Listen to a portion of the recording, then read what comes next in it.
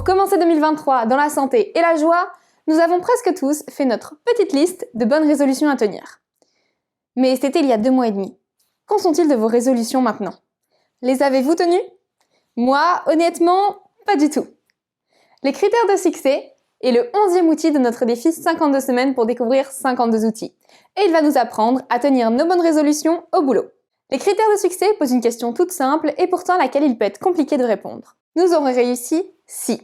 Cependant, pour réussir à se projeter dans les mois à venir, c'est un passage obligatoire. Comment avancer, innover, s'améliorer sans connaître les objectifs vers lesquels on tend? L'outil du jour se déroule essentiellement dans le dialogue. La première étape est de choisir un facilitateur. Son rôle sera de noter les idées, fluidifier les échanges, compter les votes et modérer les débats. Celui-ci peut être volontaire ou choisi. Ensuite, sur une grande feuille, nous notons « Nous aurons réussi le quoi si ».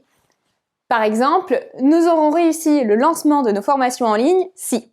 Le quoi peut être un projet ou des objectifs ou même une année. Par exemple, nous aurons réussi 2023 si. Puis on répond à la question en brainstorming. L'objectif est que les idées fusent et soient discutées de vive voix, en favorisant l'écoute active, la reformulation et les questions de compréhension. Il est important de respecter un certain équilibre en proposant des critères quantitatifs et qualitatifs. Le facilitateur note tous les critères formulés, aide à la reformulation et guide vers le vote des critères les plus importants avec des gommettes. Le nombre de gommettes varie selon le nombre de personnes au sein de l'équipe, mais en imposant un maximum de 3 gommettes. Nous préconisons de se limiter au choix de 5 critères de succès maximum, afin d'éviter la dispersion et la dilution des objectifs. Enfin, la dernière étape consiste à poser des actions sur les critères choisis pour pouvoir les atteindre. Quels sont les atouts de cet outil? Pour les managers ou responsables, il permet de prendre conscience de ce qui est clair ou non pour les équipes et amène à se poser des questions sur la compréhension du sens d'un projet ou des objectifs pour les redéfinir en fonction.